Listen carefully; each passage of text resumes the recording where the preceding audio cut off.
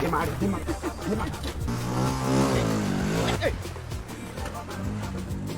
Abdul Service International vous propose des logements de divers standings réalisés par une équipe de professionnels avec des matériaux de haute qualité.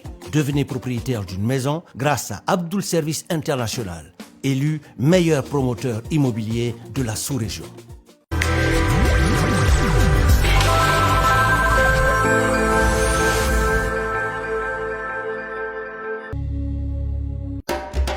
Au cœur de la savane africaine, un média est né pour porter les mots, les images et la vision du Burkina Faso au monde. Savane TV, la puissance de la communication.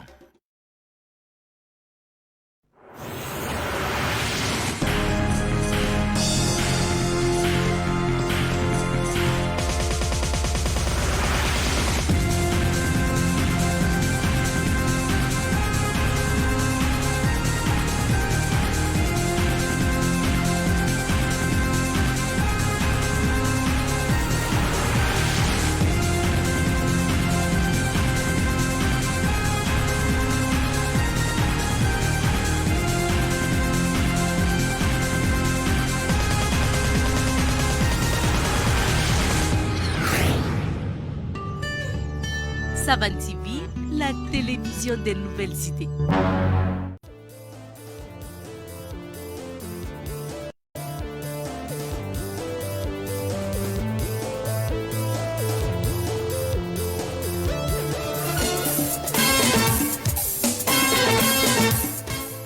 Savane FM radio kanbagaw denmisɛn fara mɔgɔkɔrɔba ka an ka tarata foli bɛ aw bɛɛ lajɛlen sali some kuma kanbari ɲɛfɛ Lamine Gigima mansin kunna an bɛ foli bila ka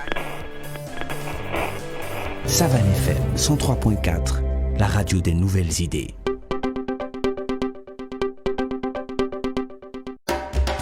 Au cœur de la savane africaine, un média est né pour porter les mots, les images et la vision du Burkina Faso au monde. Savane TV, la puissance de la communication.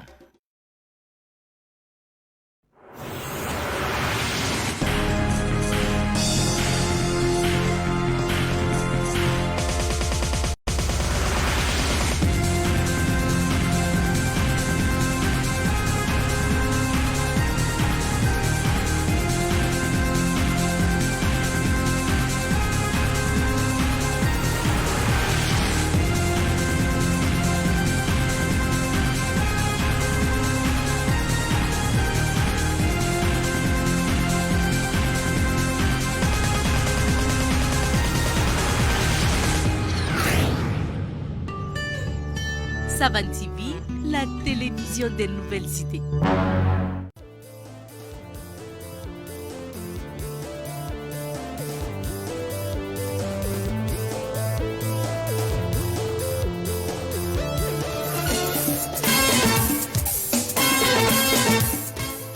Savane FM radio kanbagaw denmisɛn fara mɔgɔkɔrɔba ka an ka tarata foli bɛ aw bɛɛ lajɛlen sali some kuma kanbari ɲɛfɛ Lamine Gigima mansin kunna an bɛ foli bila ka Savane FM 103.4, la radio des nouvelles idées.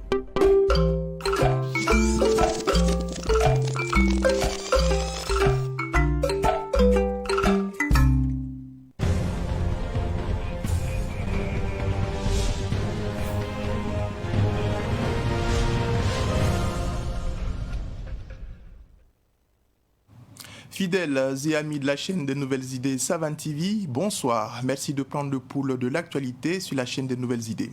Et pour les titres, ce soir, des commerçants étaient dans la rue du côté de Bobo-Dioulasso dans la région des Hauts-Bassins ce matin. Ils dénoncent la mauvaise gestion du grand marché de la ville de Sia. On en parle dans un instant. Et puis demain s'ouvre la 27e édition du Festival panafricain du cinéma et de la télévision de Ouagadougou, FESPACO. C'est le palais des sports de Ouagadougou qui accueille l'ouverture de l'événement avec comme pays d'honneur le Sénégal. Une fois encore, mesdames et messieurs, bonsoir et merci de nous rejoindre pour le point de l'actualité. Et pour débuter, c'est depuis la ville de Bobo-Dioulasso que nous vous parlons en termes d'information. Des commerçants ont observé ce matin un site inaugural marché de la ville de Bobo-Dioulasso. Ils dénoncent la mauvaise gestion du marché par la structure de gestion des équipements et des infrastructures marchandes SGIM installée par le maire de la commune. Selon les manifestants, la perception des droits de marché par deux structures différentes, à savoir la structure de gestion des marchés reconnue par les commerçants depuis 2001 et la structure de gestion des équipements et infrastructures marchandes mise en place par le maire de la commune, crée la division. Les manifestants dénoncent également des problèmes d'éclairage au sein des marchés de la ville de Sia, l'insécurité avec des cas de cambriolage et la prise en otage de la radio du marché central par la mairie de Bobo-Dioulasso. Et nous poursuivons l'actualité avec toute autre chose. Et nous parlons du 34e anniversaire de l'assassinat de Thomas Sankara. La tragédie, vous le savez, a eu lieu du côté du Conseil de l'Entente à Ouagadougou. Et pour l'occasion, l'épouse du président Thomas Sankara, à savoir Mariam Sankara, venue de France pour assister au procès, a livré un message dont la substance nous est résumée par Clara Sou. Il est temps que les présumés coupables répondent de leurs actes. Ce sont là les mots de la veuve de Thomas Sankara en ce jour qui commémore le 34e anniversaire de son assassinat. Ce jour historique est l'occasion pour elle de réitérer sa gratitude à toutes ces personnes qui ont œuvré pour que démarre le procès Thomas Sankara et ses compagnons le 11 octobre dernier. Mais Mariam Sankara déplore le refus du tribunal militaire de permettre que le procès soit enregistré au vu de son caractère historique. Mais elle dit avoir toujours espoir que le tribunal militaire change d'avis. Mariam se dit persuadée que par le moyen de la communication, le jugement des acteurs de ce crime servira à la postérité. Des leçons seront tirées pour les futures générations et aussi les générations actuelles. Mariam Sankara interpelle le peuple burkinabé. Le procès a certes commencé, mais il faut rester vigilant et veiller à ce que la lutte contre l'impunité reste toujours une priorité. Et nous restons dans le sujet relatif à l'assassinat du président Thomas Sankara et 12 de ses compagnons.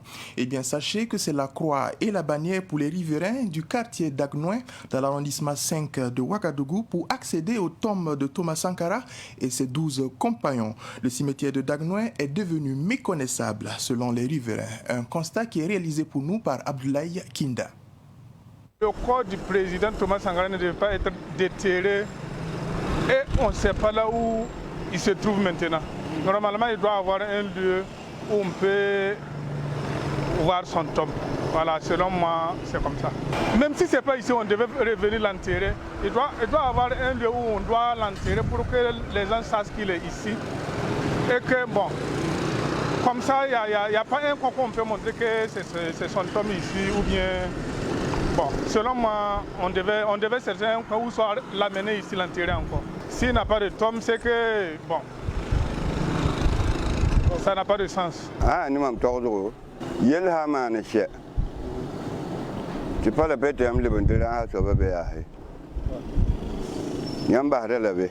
Selon moi, il ne devrait pas avoir exhumation de la tombe de Sankara. On ne devrait pas toucher à la tombe parce qu'on ne peut pas le ressusciter. Je pense qu'il ne devrait pas avoir de querelle autour de cela. Nous devrons parler de l'avancement du pays. Sankara était un homme comme vous et moi. Après sa mort, réunissons-nous et demandons pardon pour que ça finisse. Soyons tolérants car la vie a besoin du pardon. Donc, nous indiquons.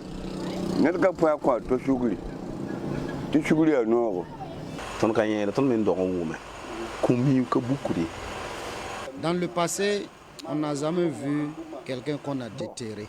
Dans nos coutumes, c'est interdit. C'est déjà une erreur qui impacte négativement la vie des Burkinabés en ce moment. Le pays est confronté à plusieurs difficultés à cause de cela. Il y a un jugement en cours. Retenir les restes de Sankara pour faire un test d'ADN n'a plus d'importance. Ce qui nous préoccupe actuellement est que le jugement soit fait. D'ailleurs, l'exhumation nous a coûté beaucoup de milliards de francs CFA.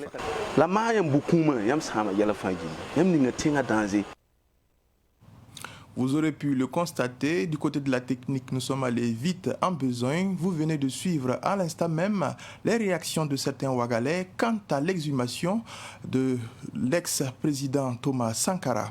Je vous invite à présent à aller du côté du quartier d'Agnoin dans l'arrondissement 5 de Ouagadougou pour faire le constat pour ce qui est du cimetière où est enterré Thomas Sankara et 12 de ses compagnons. Ce qui ressemble aujourd'hui à une forêt est l'ancien lieu de sépulture à la hâte du président Thomas Sankara et de ses 12 compagnons, le cimetière de Dagnoin. 6 ans après l'exhumation des corps, ce cimetière est méconnaissable. Ça, 15 octobre, nous faisons l'anniversaire de Thomas Sankara. 2015, non, c'est 2014. 2015. Voilà, qu'ils sont venus enlever la tombe là. Maintenant, vraiment, nous ne sommes pas contents. Pourquoi? Parce qu'on est venu enlever la tombe, parti. Depuis ce jour-là, on n'a rien reçu comme du bon. Je disais que vraiment c'était le 5 octobre que je suis venu ici pour enterrer une femme. Je suis venu vraiment, je suis perdu parce que je ne connais même pas le lieu. Je dis mais c'est pas possible là. Que ça 15 octobre, tout le Burkina Faso et puis je dis le monde entier était là.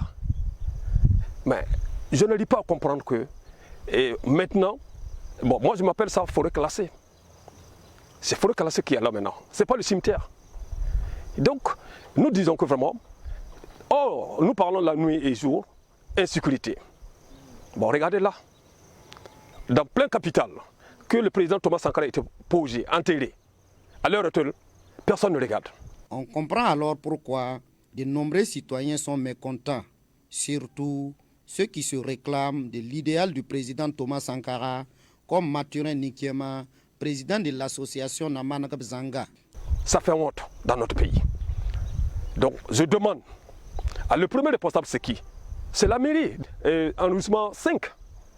C'est lui qui devrait regarder ce truc pareil. C'est un lieu symbole maintenant pour le Burkina Faso. Donc on ne doit pas laisser ça des ordures comme ça.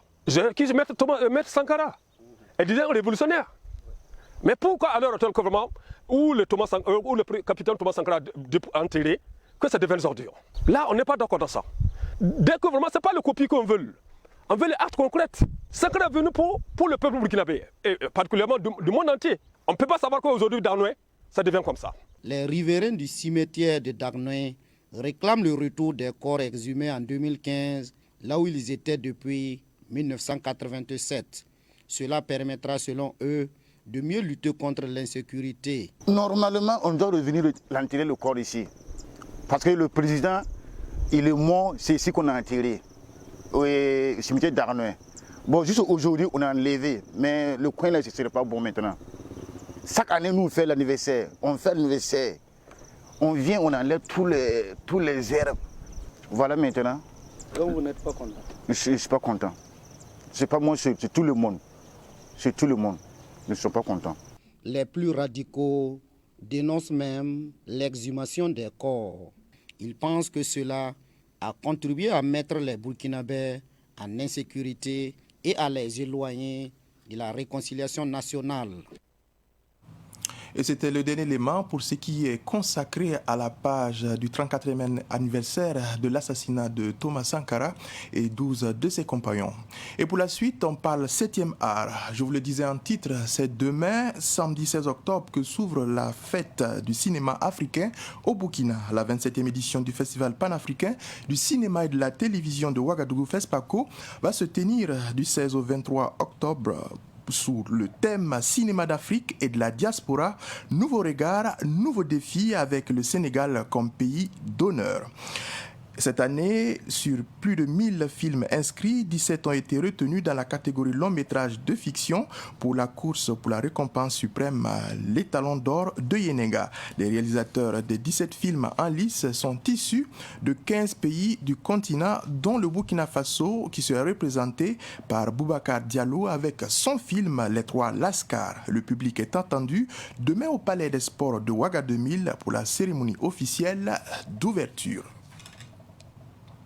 Et on parle cinéma toujours. Le financement dans la production des films burkinabés va de mal en pis. Cette situation impacte sur la qualité des œuvres cinématographiques.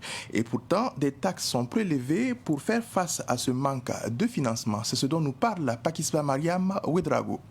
Le cinéma burkinabé souffre de manque de financement, au point que le pays qui organise le FESPACO n'est plus le champion de la production et de la réalisation cinématographique. Au point aussi que le milliard du président du Faso, destiné à la production des films burkinabés pour le cinquantenaire, a fait des gorges chaudes. Et pourtant, les états généraux du cinéma tenus en 1997 ont montré la voie. 24 ans après, le président de l'association des exploitants de salles de cinéma interpelle encore. Ces taxes-là sont reparties en plusieurs... donc vous avez la TVA bien sûr, qui est pratiquement de 19%. Vous avez des taxes qu'on remet à la mairie centrale. Vous avez BBDA, vous avez la taxe spéciale sur le cinéma, vous avez aussi le trésor public et vous avez bien sûr les BBC et autres qui sont prélevés. Donc toutes ces taxes-là, il y a une répartition qui est faite et chaque entité récupère.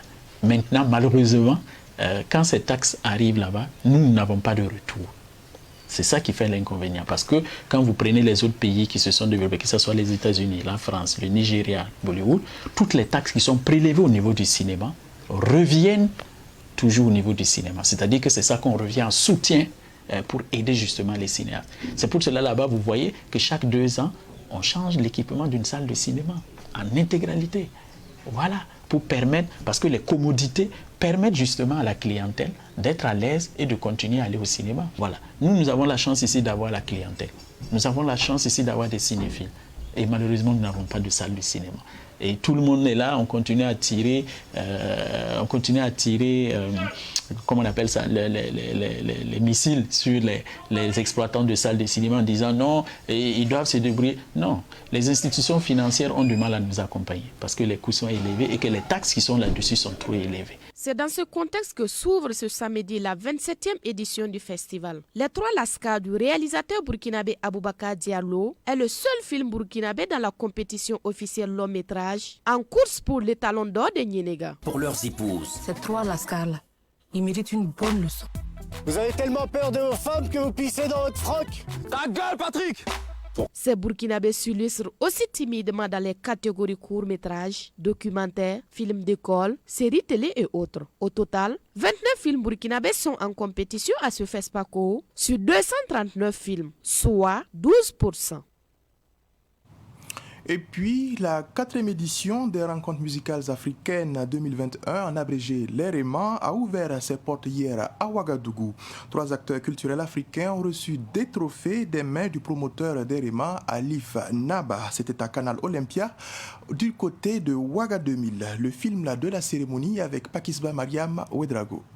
C'est parti pour la 4e édition des rencontres musicales africaines REMA. Si tu crois que le ciel te tombe sur la tête, que le bon Dieu jamais n'écoute tes requêtes. La rémunération pour copie privée, moteur pour la création musicale en Afrique, est le thème au cœur de cette édition. Vous savez aujourd'hui que le BBDA, qui est le Bureau burkinabé de droits d'auteur, est une fierté.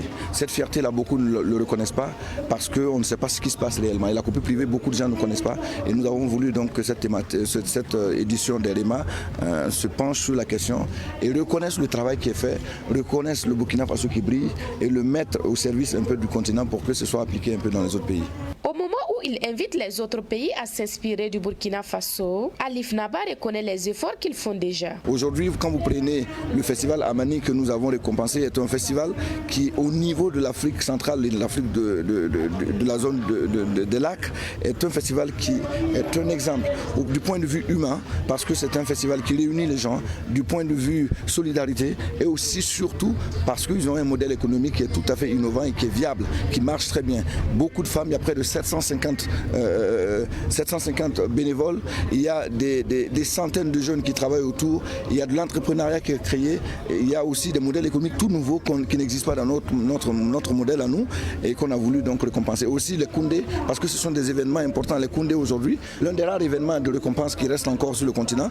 Et puis il y a donc des artistes qui marquent notre continent par leur démarche, qui font que nous sommes fiers d'eux. C'est donc des artistes comme Didier Awadi. On a donc voulu s'arrêter pour donc donner tout notre respect et marquer toute notre admiration pour ces institutions. Pour les artistes, les REMA sont des opportunités de brassage culturel. C'est une très très belle initiative, le fait de mettre sur place un secteur de rencontre musicale africaine.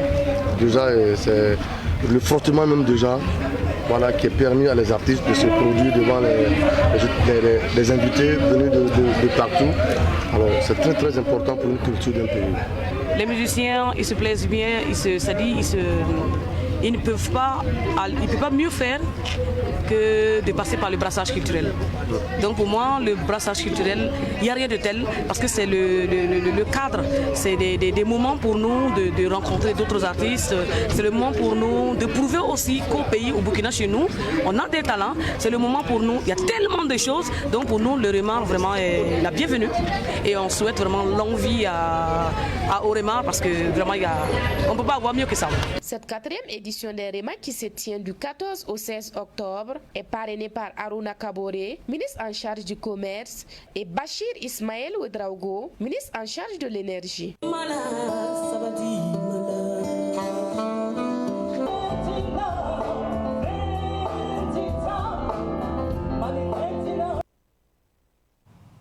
Et on se rend à présent dans la région de l'Est pour parler des assises régionales de l'éducation nationale. Pendant 3 jours, les acteurs du secteur éducatif ont discuté du thème « Quelles réformes et stratégies d'action pour développer l'éducation nationale ?» Au terme de cet exercice, le point des travaux nous est livré par le vice-président des assises nationales dans l'Est, Parc Pourbouni, Lompo, au micro de Moussa Nyoli de Savane Média Est.